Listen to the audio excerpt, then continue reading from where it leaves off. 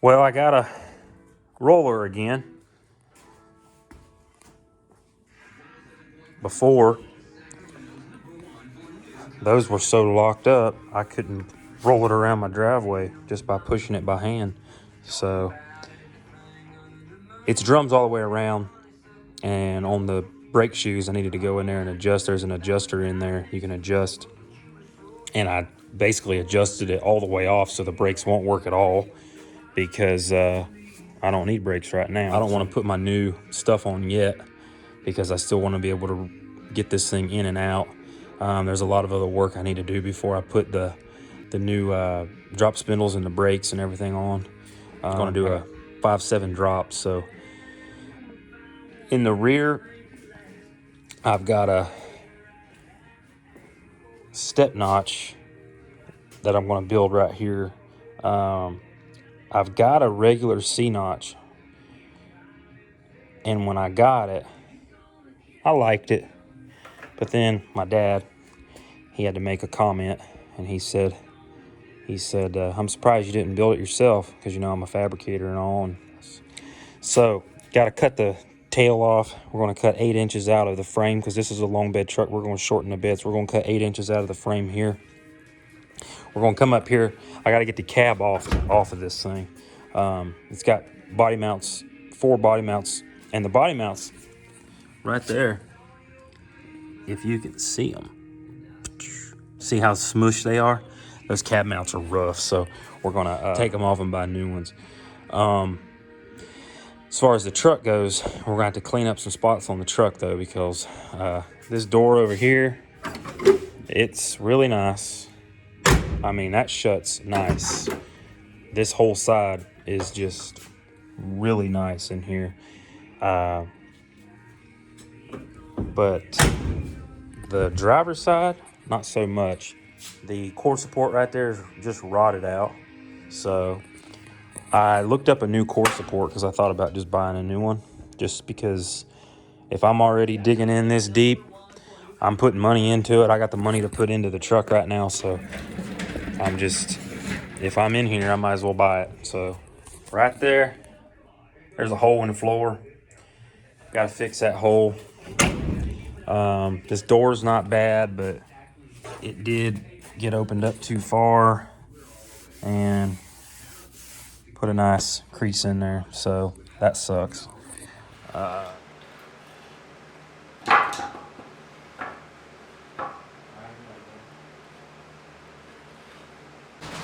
Alright guys, so one more thing that I didn't get to show you guys is we went ahead, because you guys know this is a long bed, right? So when the cab's off, we went ahead and shortened this frame here. We didn't put fish plates in it yet. We're actually going to box the frame in. But I wanted to show you guys, we did cut that out. We did a step cut on it, so you come down and then you come over and back down, and you'll see that on another video. I didn't really get the footage on all that like I did on the 73 truck that I did.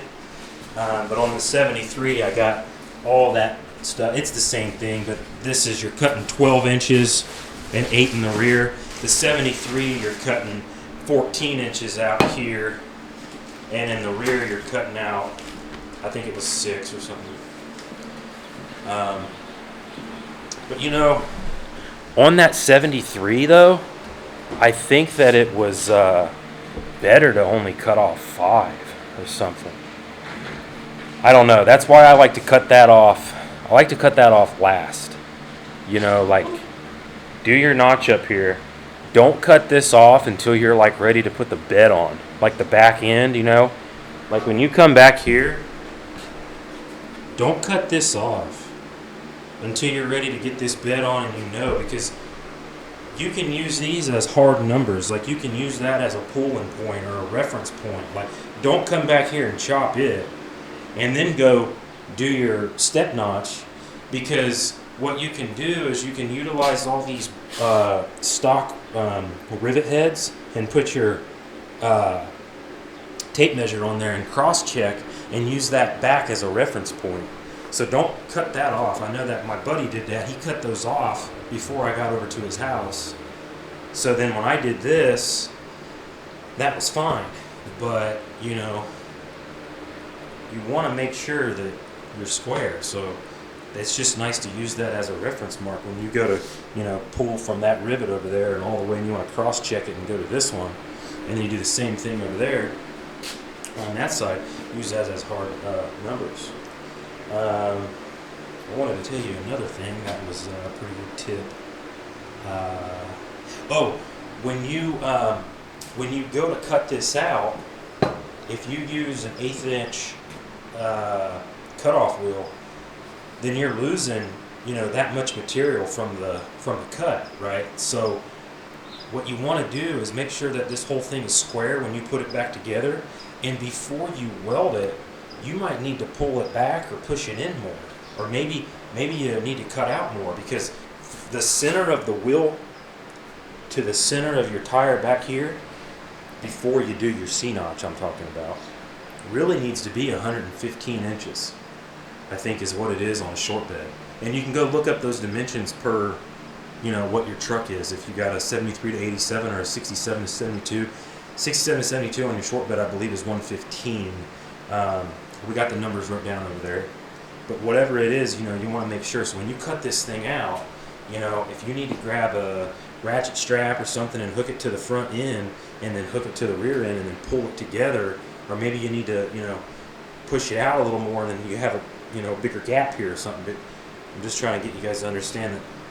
Make sure you got 115 from wheel to wheel.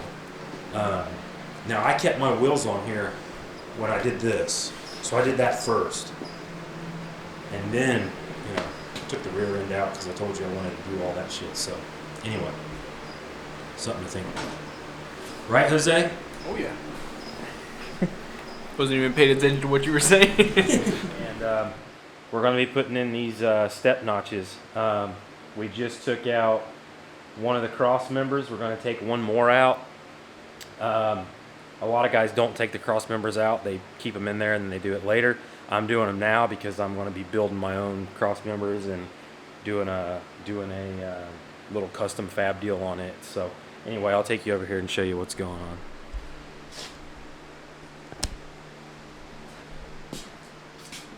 Here's our notches that I got. There's his Subway.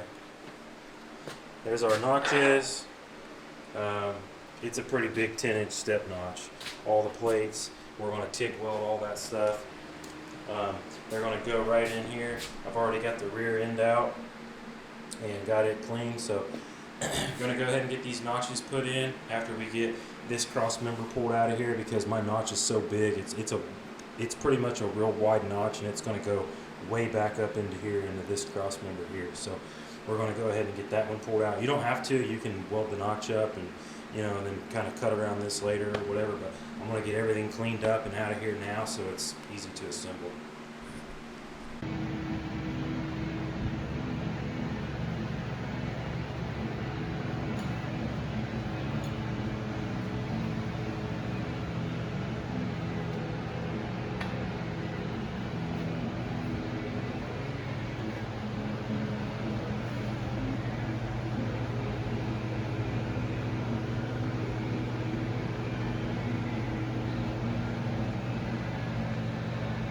This thing is flipped over. I have it flipped over on some jack stands here, so I could weld some stuff on the bottom without having to lay underneath it. And I just had a buddy help me flip it and get it put onto the jack stand super quick and easy. It didn't take but a second. So it's real nice to have those. But anyway, come over here. I'll take you by and show you guys kind of like where we're at, you know, for right now. Okay, so where we're at here is back here. You guys know that I did this the C notch, the big step notch. I went ahead and put this bar in, and then here I did the plates. I just call them, you know, box and fish plates, but put holes in there. I still have to finish this weld here, and then once this weld's done, then I can take this, grind this and smooth it out. The bottom side, if you can see, I don't know if you can tell, I'll try to get that, but the bottom side there is pretty much done and all smoothed out. I put this bar in just because I wanted a little more sturdiness, because this thing is going over to the powder coater and they will be flipping this over with a forklift and everything. And at first it's going to a sandblast shop to get all sandblasted. Then it'll go to the powder coater, and then once it's over there, I'll tell them to just pull this bar out. I just welded up something quick that these were original holes, and I didn't drill them in there or nothing. That's just the original holes, and I just fabbed up something real quick. Didn't take me but a second. I already had these little, if you see, I already had these little tabs that kind of come up. They have a hole on each side of them. I already had them in the shop, so I just bolted it to that, then just measured a bar, cut it on my saw, and then just welded that in real quick. That's just because, and I don't think there would be any problem or issues, but me being me, I try to go the distance on something, especially when I'm building something, because there's a lot of distance from this cross member to the trailing arm cross member in the back, and there's nothing in between there. And I just knew that they're going to be flipping this with a forklift and all this other stuff. I just didn't want, you know, anything to happen and them start twisting anything. So you can see the boxing plate there. Still got to finish that weld. I'm going to do it here in about 15-20 minutes. Get that sanded and polished down. Right here's the trailing arm cross member. Then you can see the welds here that I got on the side and everything. You know. Okay, that's that big gnarly step notch. Then here we just put this bar in. Now when this is the bottom side, so when this is flipped over on its top, this looks really cool, I think. So I'm gonna take you in the office and show you what else I got. That's pretty cool. Is this thing here. So I ended up getting a Boyd tank, which is pretty sweet. And it bolts up right back there in the back, you know. I don't know if you guys seen all this, but this office is a little bit of a mess because I had all my parts come in. Don't know what I told you guys in the earlier videos with my rear end, but I didn't go with those Tom's axles. I know I was talking about Tom's. I went with Mosier axles right here. Got the Mosiers. Here's my rear end. Okay. Old Mosier. Alright. And this whole table that I have, this whole office is just messy because it's full of parts and extra stuff until I get my cabinets coming. They'll be here in 2 weeks, so I can get my cabinets put on this back wall and then put all my stuff in there that I don't need. Like, look, guys, I got 4 of these darn bottles, brand new, and they're just sitting here because I don't have anywhere to put them. I ain't got no cabinets and stuff to put this stuff in, so I'm just like, I'm pulling my hair out, trying to find room to just put random crap. But anyway, look at all this stuff, dude. Upper and lower control arms. Look at these things. Tubular. Things are sweet, dude. Look at all this stuff I got, man. Just from freaking just stacking up for a while. Look at these. Look at these. Look at these trailing arms, man. Look at the Johnny joints in them. Those Johnny joints are freaking huge.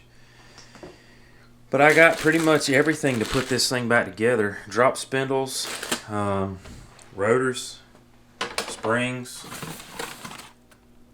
bunch of hardware and stuff in there. Front springs. Yeah, got pretty much everything there. So anyway, just wanted to show you guys that. I did get a new toolbox. I do not know how my buddy ended up pulling this off, but he got a new toolbox. something another happened. I don't know. And then he ended up giving me this toolbox. This was brand new when he got it. So I ended up getting this. This is the 56 Milwaukee. So it's pretty cool. It's big. But you know, the only thing that I don't like about this box is this one thing here. This drawer, this big pull-out drawer, I think that it needed to be deeper. And whoever designed this thing just did not understand that thing needs to be deeper. I mean, you just can't put sockets and stuff in there if you have this style of socket organizer. So I have this style socket organizer. Alright, and when you, now these work for 1/4 inch and 1/2 inch drive, or 1/4 inch and 3/8 or whatever. But man, when you put, let me show you, when you put this thing in here, look at this. Look at this, dude. When you put that in there and try to close it, see, it don't close, dude. You know, so that's the only thing that I don't like about it. I think that drawer should have been deeper. Now, I can go get these and get something different, you know, and organize it different or whatever. But I don't know. I just kind of like these organizers. And then in here, for them, I just laid them in the back, you know, nothing special, nothing fancy. But then my wrenches, I don't even really have a whole lot of wrenches.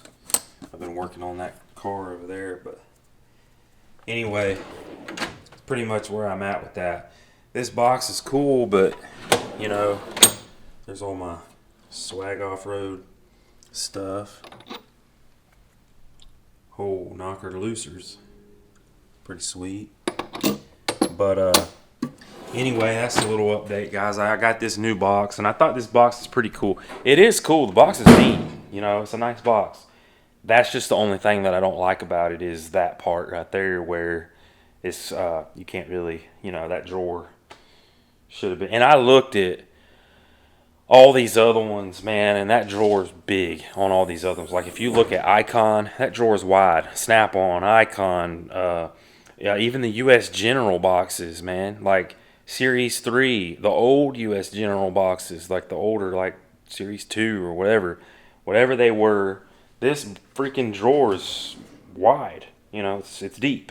It's just a deeper drawer.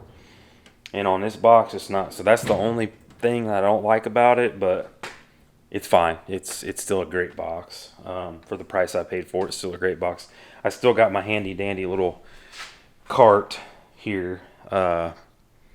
Little U.S. General cart.